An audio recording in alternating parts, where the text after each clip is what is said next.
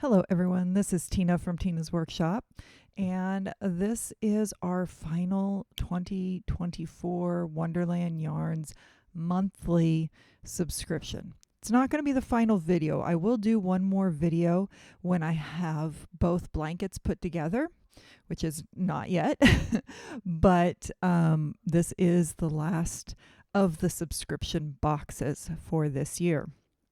They will be doing this same thing again next year with a different series of books that can't remember all the ones that they mentioned, except for, of course, I remembered Alice in Wonderland because I do like Alice in Wonderland.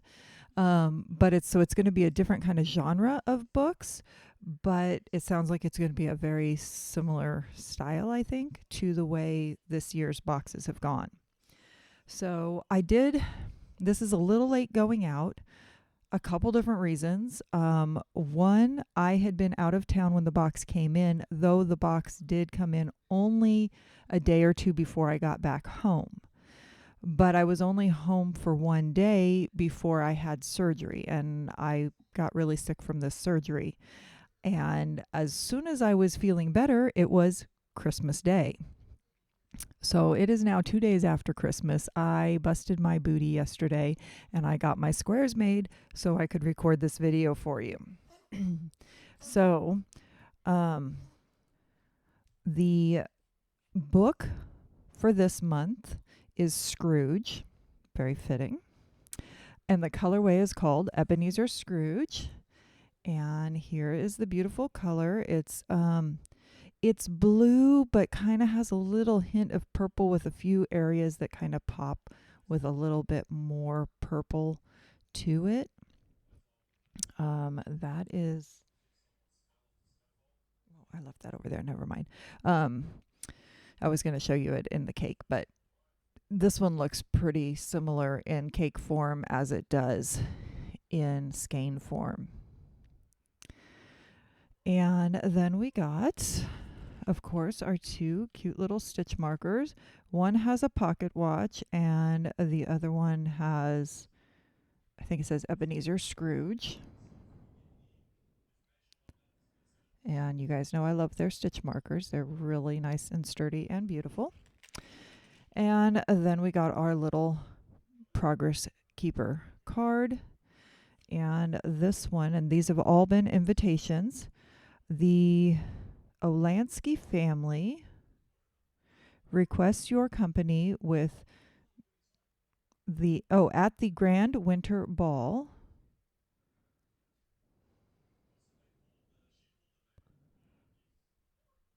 And I can't read that last line. And then November 15th, 2024, 8 p.m.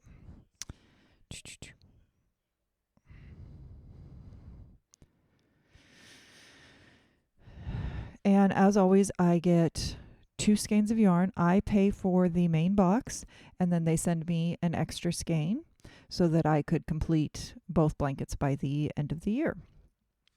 So I work up both squares for you. And the first one I'm going to show you is the crochet square. It's called Miss Belle by Grace Stamper. And it says, just as a Christmas carol is full of transformation, so too is our final square of the blanket set.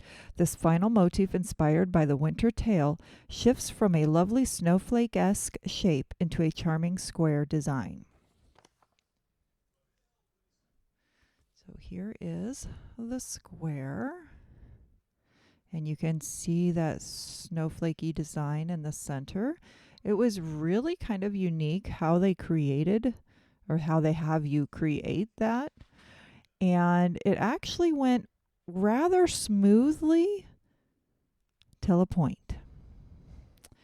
I worked right along. I wasn't having too many issues until I got to row, I think it's row 12, no, row 11. And in row 11, it had said to, well, okay, I'm just going to show you my drawing. It's going to be easier. So that is supposed to be my little loop where I ended. And where it told me to put my first stitch was right there. But it just said to do your slip stitch and do a chain and then start right here, because you were working down into stitches from like 2 rows below. And I wasn't at that right spot, but it didn't say anything about breaking your yarn going over there, because it didn't say like you need to be at this point in the middle of your row. And then in that row, because you're picking up these unique stitches from the different rows, you had different number of stitches in between each one of these. And it gives you instructions for like 2 sides of this, then you repeat that. So they were very, very specific. So I ended up making myself a little drawing, marking where my loop was at, marking where these different stitches. So it was my little dot is a picot stitch, and my little chicken claw 3 was a 3 together stitch. Then going around on that, I was working 1 double crochet into the picot, which is why I just did a little line. I wasn't doing regular crochet terminology. And then I was working a increase of 3 around the decrease of 3. So I put that little mark. Well, then in between all those, you had single crochets and you had increase single crochets. So I lined all this up on my little thing where they were on my square, and then made my little marks of where these single crochets were and stuff. And then as I worked to get myself from where I ended the last row to the next row without having to cut my yarn, I did slip stitches. And for me, I ended up slip stitching 8 to get myself to the correct point. And so I wrote it all down too, because I still have to do another square like this. But then I laid this down, starting like this, doing my slip stitches. So I rotated my pattern, and then I started working. And each time I switched the side, I rotated my pattern. Now, the only thing about doing that was, which confused me more, is because like 2 rows prior, we took our circle and changed it to a square. But because of the way we had worked to that point, maybe if I had marked those corners, that might have made a difference. But once I got to this point, I couldn't really see where those corners were at. And I could have really worked to try and find that and adjust things to that. And I finally opted, because of the way that row was working, it just, like I said, was not working for my brain was not computing. So this ended up being the easiest way for me, was writing this down. And once I had done that, I kind of had, this new shape that was forming, which did not really have per se, I wasn't really seeing corner shapes at this point. Then in that next row, we worked and created corner shapes again. So I think, whether I did it correctly or not, I think it worked out. I've got my square shape from that circle. And once I passed that row, everything else worked fine. So it was just that one row I had issues with. And by drawing my little chart, it worked for me. Then at the end, this pattern actually has an optional row. Row 14 is optional if you need to do it to get your square to the right size. And I did need to do it. So I did work that last row. And because of the way this square is worked, I think you end up with a little bit of a tighter tension, because I did, even after that, have to tug a little bit. But in the end, it worked. It came out.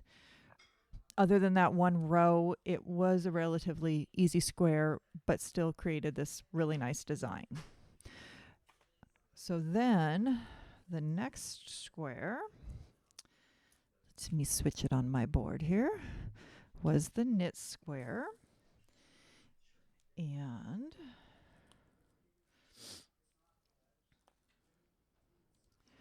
So the knit square is called Snowfall by Stephanie Sheeman. And it says, this eyelet snowflake square evokes the frosty chill of a London winter, much like the icy demeanor of Ebenezer Scrooge. When pieced together into a blanket, these snowflakes bring warmth and comfort, just as Scrooge finds solace in the spirit of Christmas. And here is my knit square, and it's a really pretty square, and it was actually a very easy and enjoyable square to do. Though I messed up on one row because I wasn't paying attention. And I didn't realize it until 2 rows later, and honestly did not want to pull it back out. So if I really search, I can see where I messed up. But anybody else looking at this probably would never know. And I'm not actually positive that what I'm seeing is where I messed up, but I'm like probably 98% sure that's where I messed up. So like a lot of their patterns, you start working the pattern and it'll say all even rounds you knit. Well, it says all even rounds through round 18 knit. I didn't pay attention that it said through round 18. So row 20, I just knit and I didn't do the pattern that was in row 20. And because I didn't do the pattern, then you might be able to see like right here, and then the same on that side. There should be another little hole there creating a little spot in the snowflake, and instead it's solid. That's what I messed up on. So going across, I should have created that little eyelet in that row instead of just knitting across it. And so it's missed that. But again, like I said, you have to really look for that. Once this is together in a blanket, nobody's going to notice it. So I decided to just leave it that way and not tink it all back out. In the next square, I will pay attention so that I don't do that again. But as far as this one square went, I will admit, I messed up. And if I hadn't told you, you would never have known I messed up. But, so that is this month's squares. And to be perfectly honest, I was hoping for more Christmassy colors, maybe another green, since we've only had, I think, one green, or it might have been 2 greens, but I'm thinking there was 1 green, or maybe even a dark red to pop in. But that could just be because I'm a little Christmas crazy and I like the traditional Christmas colors. There has been a lot of blues and purples and pinks in this. And that's fine. I mean, the yarns have all been beautiful, don't get me wrong. If I were specifically picking out colors for myself, I would have switched up some of these colors a little bit more. But it wasn't me designing it, and every single one of these skeins of yarn has been absolutely beautiful yarn. There is no denying their yarn is beautiful, their yarn is luscious. They have done a very good job. I've liked these marled colors in the yarns and everything. So it has been fun to do this year, and I do really recommend doing that. I have not talked to them about anything that will be going on this next year, so there is a discount code in the comments below that would get you 20% off if you use it, but I suggest using it now because I do not know whether this coming year if I will still be working with them and if that code will still work. But that code will still work through the end of the year for sure. So make sure and go and do that. You can sign up for a full year at a time. You can sign up monthly.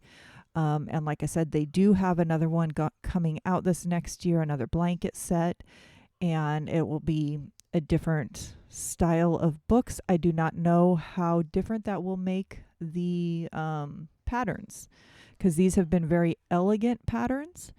So, this being like Alice in Wonderland and stuff, I don't know how that's going to change the patterning. They do also have other subscriptions. They have, if I remember correctly, a sock one that I don't think is every month. I think it's every couple months.